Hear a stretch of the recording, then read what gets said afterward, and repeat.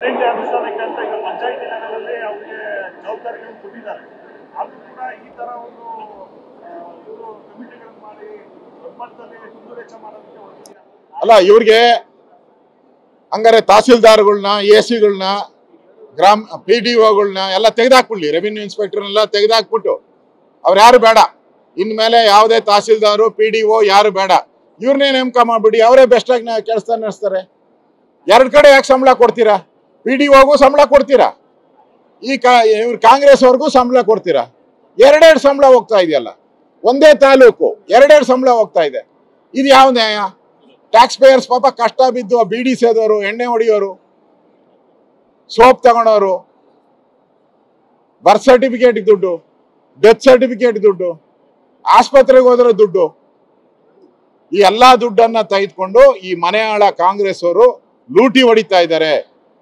ಈ ಲೂಟಿ tax payers ಹಣ ಲೂಟಿ ಹೊಡಿತಾ ಇದ್ದೀರಾ, ಇದನ್ನ ರದ್ದು ಮಾಡಬೇಕು ಅಂತ ಹೇಳಿ ಹೋರಾಟವನ್ನ ಮಾಡ್ತಾ ಇದ್ದೀವಿ. ಅನುಷ್ಠಾನಕ್ಕೆ ಅಂತ ಈಗ ಪಂಚಾಯತಿ ಲೆವೆಲಲ್ಲಿ ಅವರಿಗೆ ಜವಾಬ್ದಾರಿಗಳನ್ನು ಕೊಟ್ಟಿದ್ದಾರೆ. ಆದರೂ ಕೂಡ ಈ ತರ ಒಂದು ಇವರು ಕಮಿಟಿಗಳನ್ನು ಮಾಡಿ ಮಟ್ಟದಲ್ಲಿ ಕುಂದುವೆಚ್ಚ ಮಾಡೋದಕ್ಕೆ ಹೊರಟಿದ್ದಾರೆ.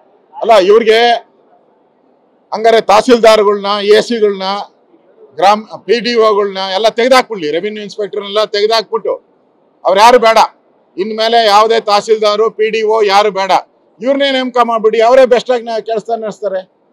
ಎರಡು ಕಡೆ ಯಾಕೆ ಸಂಬಳ ಕೊಡ್ತೀರಾ? PDOಗೂ ಸಂಬಳ ಕೊಡ್ತೀರಾ, ಇವ್ರು ಕಾಂಗ್ರೆಸ್ ಅವ್ರಿಗೂ ಸಂಬಳ ಕೊಡ್ತೀರಾ. ಎರಡೆರಡು ಸಂಬಳ ಹೋಗ್ತಾ ಇದೆಯಲ್ಲ, ಒಂದೇ ತಾಲೂಕು ಎರಡೆರಡು ಸಂಬಳ ಹೋಗ್ತಾ ಇದೆ. ಇದು ಯಾವ ನ್ಯಾಯ?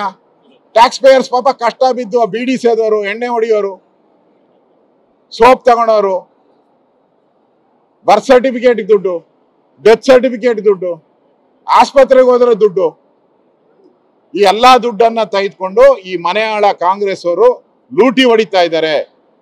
ಈ ಲೂಟಿ ಟ್ಯಾಕ್ಸ್ ಪೇಯರ್ಸ್ ಹಣ ಲೂಟಿ ಹೊಡಿತಾ ಇದ್ದೀರಾ, ಇದನ್ನ ರದ್ದು ಮಾಡಬೇಕು ಅಂತ ಹೇಳಿ ಹೋರಾಟವನ್ನ ಮಾಡ್ತಾ ಇದ್ದೀವಿ.